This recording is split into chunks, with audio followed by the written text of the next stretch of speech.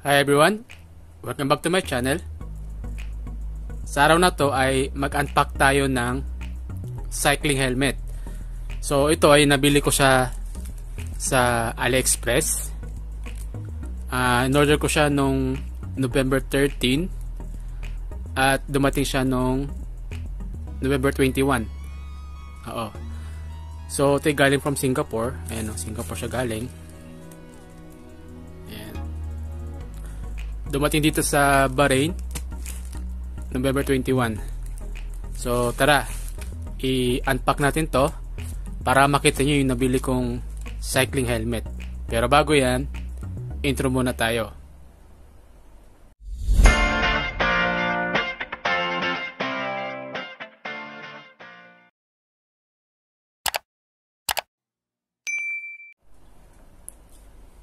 Ayan, so i-unpack na natin to at makita natin kung ano itsura yung bilhin natin na cycling helmet. By the way, road to 4K na tayo. So kung hindi ka pa nakasubscribe sa akin channel, click mo na yung subscribe, click mo na rin yung like, at click mo na rin yung bell icon para ma-notify ka sa next upload video natin. Okay, so i-unpack na natin to. At ilalagay ko sa description or sa comment section kung saan ko siya nabili sa kung anong online shop ko siya nabili sa AliExpress. So legit naman yung AliExpress, hindi naman siya budol. Pero tingnan natin kung parehas ba yung nabili natin sa online, sa pinapakita nilang picture. Ipa-flash ko na rin dito yung picture nung nabili ko na helmet na galing dun sa AliExpress para makita nyo rin. So, ipa-flash ko na lang siya, isa-isa rito sa ating video. So, tara, unpack na natin to.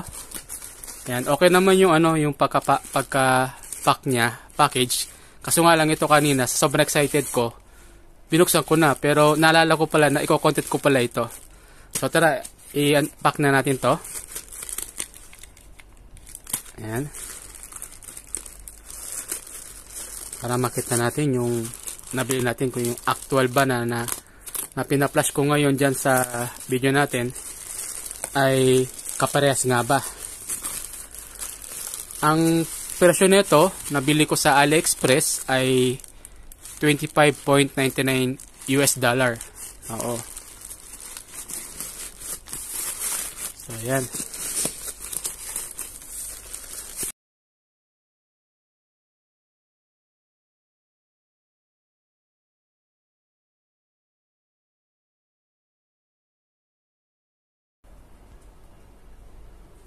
So, ito na yung nabili nating helmet. Ayan. At buksan natin. Ayan. Ayun, meron pa siyang extra visor. Kasi nung binili ko to sa online, meron isang extra visor.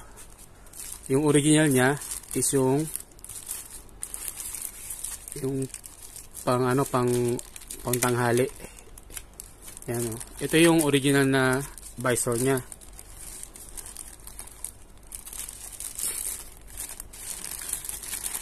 Ayan, o. Oh. Ang ganda, o.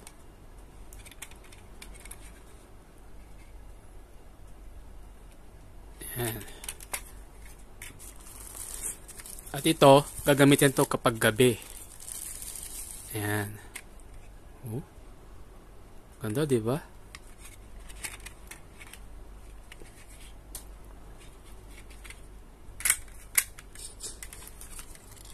Ito naman yung ayan, ang pangalan ng ating helmet, yung brand is Keyshark. Ayan.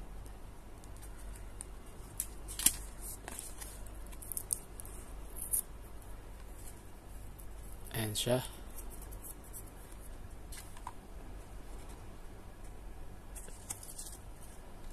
Ayan, warranty card.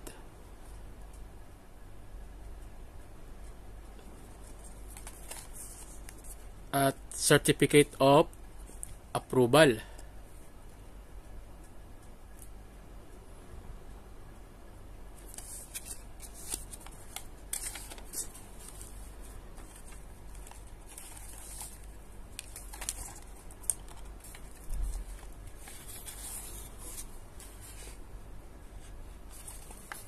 Parang may kulang.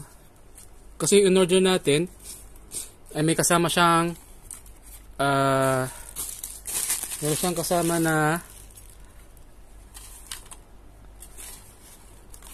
LED rito sa likod. So tatanggalin to para may lagay natin yung LED, yung ilaw niya.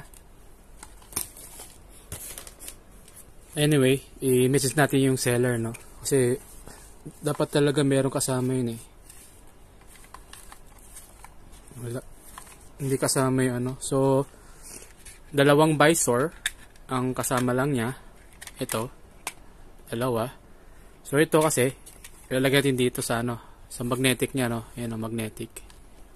Ayan. So, ilalagay natin to. Magmamagnet siya. Ayan o. Lakas ng magnet, oh. Oh. Oh. Lakas, oh. Ayan. So, yan ang itsura niya. Ayan. Tapos, kapag ayaw mo ng may visor, pwede mo siya ilagay sa taas. Ayan, ganyan siya. Ayan, di ba? Ang ganda, di ba?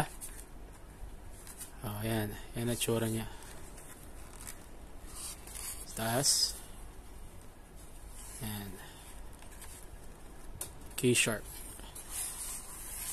Nakakalungkot lang, wala yung ano niya dito, yung ilaw na separate. Tatanggalin to eh sa ilalim para may ilagay yon. Kaso wala eh, hindi kasama dun sa package. Pero nung nag-order ako, yun yung kasama sa package, yung meron siyang LED na ilaw dito sa likod.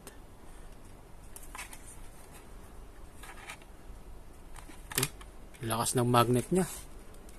Ito pag ano, kapag gabi gagamitin mo. Oh, ayan, oh. Ganda, di ba? Oh. Ayan.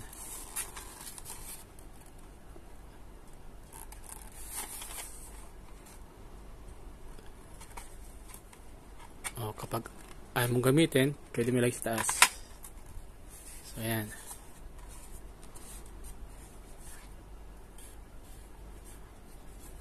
So, ang size nito is large. Ayan.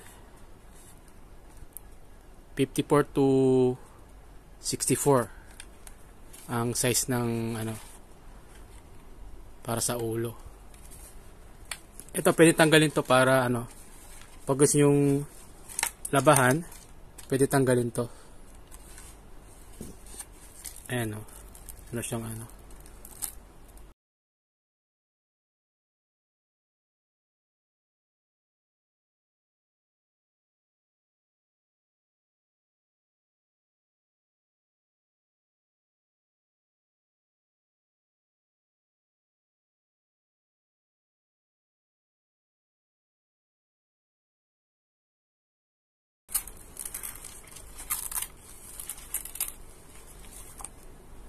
Ayan.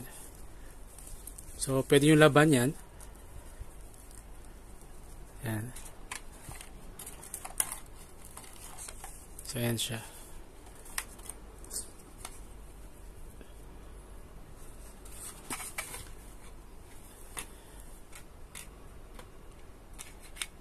So, ito yung dalawang visor. Ayan. Update tayo guys ha, kasi nag-message ako kay seller dun sa via AliExpress sa application ng ano ng AliExpress. Nag-message ako dun sa seller dun sa online. So immediately nag-reply naman siya. So ipapakita ko sa inyo. Ayan. So ito yung message ni seller. Ayan. So yung sa likod na helmet, no, ito. So, nag-reply siya. Sabi niya, "Dear customer, this is the light. You only need press on it. It can work well. Hope this can help you. Have a nice weekend. Your Linda." Ayan, sabi niya. So, ito yung sinasabi niya. Ito yon. Ayan. So, ito yung LED light natin. Supposed to be, sa mga ibang helmet kasi, ito yung dummy. Kumbaga, tatanggalin mo lang yan. Yan, tatanggalin mo lang yan. Meron yung separate na talagang ilalagay mo na LED light. Pero dun sa case ko, ito na yung LED light. Ayan. So, napakalit niya, no? So, press down natin yan para umilaw. Ayan. So, press natin. Bale, ano siya, meron siyang 4 na mode. Yung unang press, yan. Ito yung mix. Mix LED light, no? Ayan. Mix yan. Ayan. Kumbaga, meron siyang 3 mode. Oo. Pero yung unang pindot natin is nakamix. So, ito yung second. Ayan. So, nagpo-flow siya from right to left. Ito yung pangatlong press. Ito yung twinkle. Ayan. So, ito yung pang-apat is yung flow. Ayan. Pabalik-balik siya. Then, yung pang-5 is off. Ayan. Medyo mahirap lang i-press, no? Medyo matigas lang siya i-press. Oh, so, ito na yung LED natin. So, talagang legit yung store dun sa AliExpress. So, yung pangalan ng store, yan, ito yun, yan yung official, no? Yan yung Keyshark official store. Ayan, kung makikita nyo, no? Ayan, no? So, 4-year-old yung store. At meron siyang 24.4k followers. So, napaka-legit. Ayan, kung mag-order kayo, yan, sa online. So, napaka-legit. Talagang kung ano yung description dun sa in-order natin, yun din yung marireceive nyo. So, ito yung in-order ko. Ayan. Ayan yung in-order ko. Ayan, no. Ayan. So, ito yun, no. Talagang paras na paras ang kulay. Ayan. Ayan yun. So, susubukan natin yan kapag okay na yung schedule ko. So, yan lang muna sa ating cycling helmet. Ang brand ay Keyshark. Legit. Kapag gusto nyo mag-order, ilalagay ko sa description at dun sa comment section.